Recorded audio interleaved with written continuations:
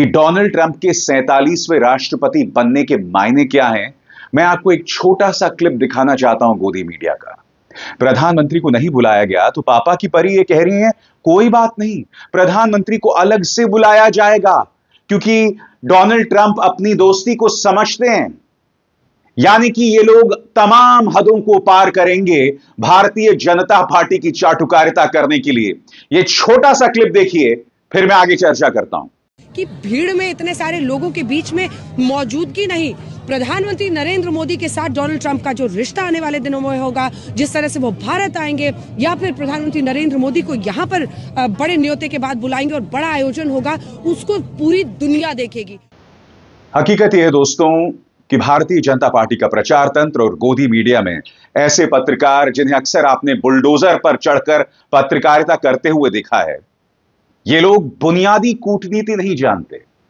हकीकत यह है कि प्रचार तंत्र लगातार प्रधानमंत्री नरेंद्र मोदी को विश्व गुरु के तौर पर पेश करते रहता है और अमेरिका ने स्पष्ट कर दिया है कि उसकी क्या प्राथमिकताएं हैं।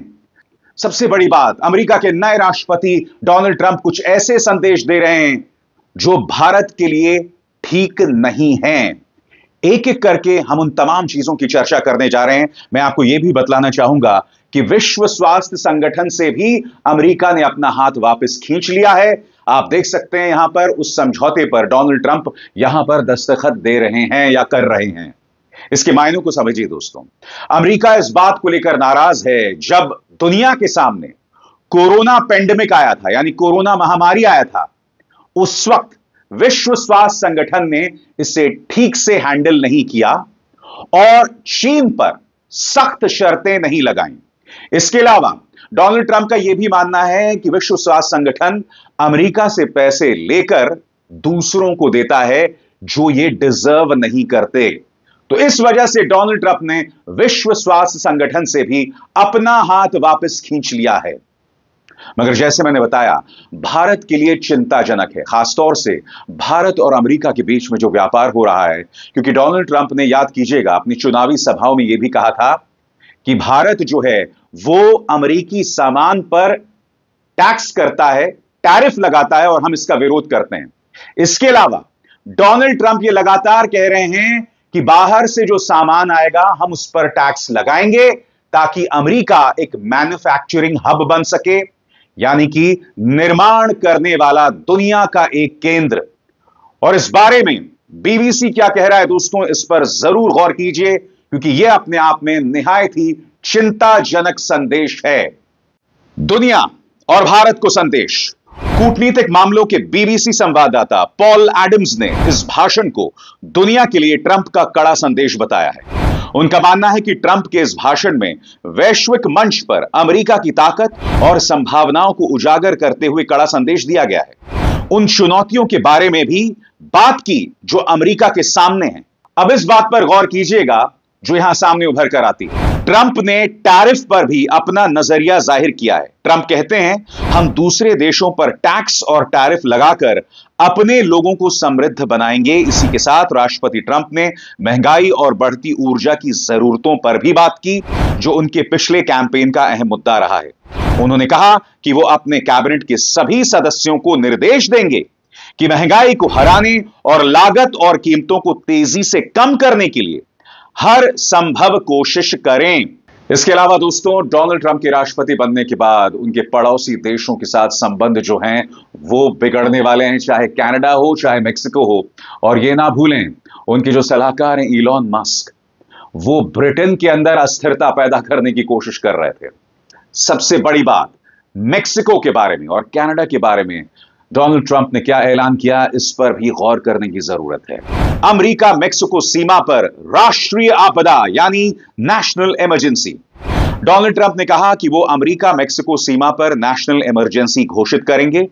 उन्होंने बताया कि इस संबंध में कार्यकारी आदेश पर हस्ताक्षर किए जाएंगे। ट्रंप ने कहा कि अवैध प्रवेश को तुरंत रोका जाएगा और सरकार लाखों अवैध प्रवासियों को उनके देश वापस भेजने की प्रक्रिया शुरू करेगी।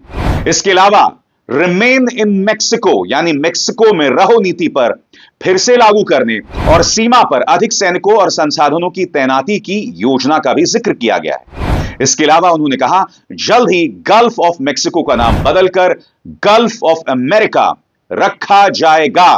मैं आपको याद दिलाना चाहूंगा दोस्तों कि गुजरात से बड़ी तादाद में डंकी रास्ते से लोग अमेरिका में प्रवेश करने की कोशिश करते हैं और आपको याद होगा डोनाल्ड ट्रंप लगातार इस मुद्दे पर सख्त तेवर अपनाते रहे। डोनाल्ड ट्रंप यह भी जानते हैं कि भारत से किस राज्य के लोग सबसे ज्यादा अवैध तरीके से अमेरिका में प्रवेश करने की कोशिश कर रहे हैं।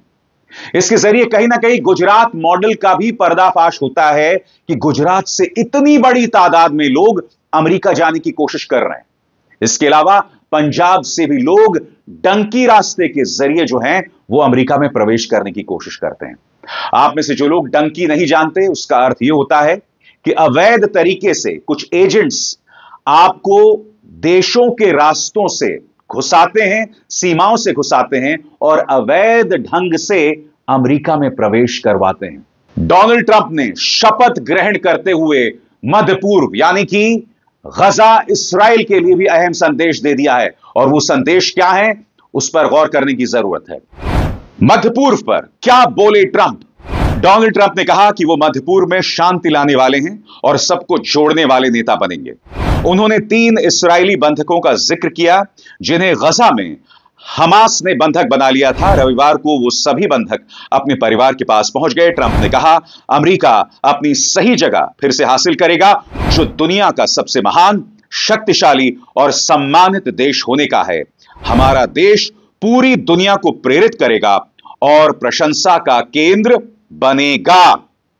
इसके अलावा दोस्तों, राष्ट्रपति बनते ही चीन के साथ जो है संबंध बिगड़ते हुए दिखाई दे रहे हैं। जी हां, क्योंकि कहीं ना कहीं उन्होंने पनामा लहर के जरिए चीन को एक कड़ा संदेश दिया है और वो संदेश क्या है आपके स्क्रीन पर। ट्रंप का पनामा नहर को लेकर चीन पर आरोप। डोनाल्ड ट्रंप ने पनामा नहर को एक मूर्खतापूर्ण तोहफा बताया। उन्होंने दावा किया कि पनामा नहर को चीन ऑपरेट कर रहा है। ट्रंप ने कहा हमने इसे चीन को नहीं दिया है, हम इसे वापस लेंगे। भाषण के दौरान जब उन्होंने ऐसा कहा तो उनके समर्थकों ने तालियां बजाई, जबकि बाइडेन और कमाला हैरिस बिना कोई प्रतिक्रिया दिए शांत बैठे रहे। पिछले महीने डोनाल्ड ट्रंप ने पनामा से कहा था कि वो पनामा नहर की फीस कम करें या तो उस पर नियंत्रण अमेरिका को वापस कर दें। ट्रंप ने कहा पनामा नहर चीन के लिए नहीं है। उन्होंने कहा था कि यह नहर गलत हाथों में चली गई है। हालांकि पनामा के राष्ट्रपति ने इस बयान पर कहा था कि इस नहर पर प्रत्यक्ष या अप्रत्यक्ष तौर पर चीन का नियंत्रण नहीं है। अस्सलाम वालेकुम दोस्तों, बड़ा ही अजीब और गरीब मीडिया है भारत का। अभी जाकर ये कह रहे हैं कि अभी डोनाल्ड ट्रंप नहीं बुलाया मोदी को क्योंकि यहाँ पर बड़ी भीड़ होगी और फिर यहाँ पर डोनाल्ड ट्रंप मोदी को वक्त ही नहीं दे पाएंगे। बाद में दोबारा इनॉग्रेशन होगा और दोबारा सदर ट्रंप की हलफ बर्दारी होगी और फिर मोदी को बुलाया जाएगा। फिर दुनिया देखेगी यार बेवकूफों, मोदी को दोस्तों ट्रंप ने घास तक नहीं डाली और भारत की एक तरह से इतनी बड़ी बेइज्जती कर दी है। और जो जयशंकर गया है उससे भी इन्होंने बड़ा बढ़ा चढ़ा कर दिखाया। एक दोस्तों इंडिया IQ का चैनल है, उसने बताया कि जयशंकर पहले लाइन में यानी फ्रंट में बैठा हुआ था, जबकि ओरिजिनल तस्वीर आप देखें तो जयशंकर दरमियान में कहीं दबा हुआ बैठा है जो किसी को दिखाई नहीं दे रहा, जबकि बिलावल भुट्टो भी उससे काफी आगे वाली सीटों पर बैठे हुए हैं। अंबानी भी गया है दोस्तों, वो भी किसी ने घास ही नहीं डाली, वहीं पर बैठा रहा है। और डोनाल्ड ट्रंप अपने बाकी के जो साबका सदर थे उन्हीं के साथ गपशप लगाते हुए नजर आए हैं। यहाँ तक कि दोस्तों मोदी को नहीं बुलाया और बहुत बड़ी बेइज्जती हो गई है। भारत के लिए दोस्तों डूब कर मर जाने का मकाम हो गया है और अब पानी डाल रहे हैं और इन चीजों से पर्दा डालने पर ये कह रहे हैं कि बाद में दोबारा मोदी को बुलाया जाएगा और फिर मोदी का डंका बजेगा। लेकिन अब जो हुआ है वो खैर है, छोड़ दें, बाद में मोदी को बुलाया जाएगा। आप जबरदस्ती जाकर अमेरिका के पाँव में पड़ रहे हैं कि हमें बुलाए हमारा दोस्त बन जाए। ऐसा तो कोई दोस्त नहीं बनता। अमेरिका को अपने मुफाद नजर आएंगे तो वो आपका दोस्त बन जाएगा, लेकिन अभी वो आपको घास भी नहीं डाल रहा। और दोस्तों अमेरिका ने इंडिया को घास भी नहीं डाली। बहुत से लोग कह रहे हैं कि जो वाइस प्रेसिडेंट बने हैं उनकी बीवी जो है वो इंडियन है। तो दोस्तों इंडियन अमेरिकन है, वो अमेरिका में ही पैदा हुई है, वही बड़ी हुई है। पिछली बार तो जो बाइडेन की जो खुद ही वाइस प्रेसिडेंट थी कमला हैरिस, वो भी इंडियन ओरिजिन की ही थी। इस बार वो प्रेसिडेंट की सीट के लिए खड़ी हुई थी लेकिन वो हार गई थी डोनाल्ड ट्रंप के मुकाबले में। तो यहाँ पर अमेरिकन इंडियन होते रहते हैं, वो अपने मुल्क को ही देखते हैं दोस्तों, कोई भी इंडिया के लिए तलकदारी नहीं करने वाला।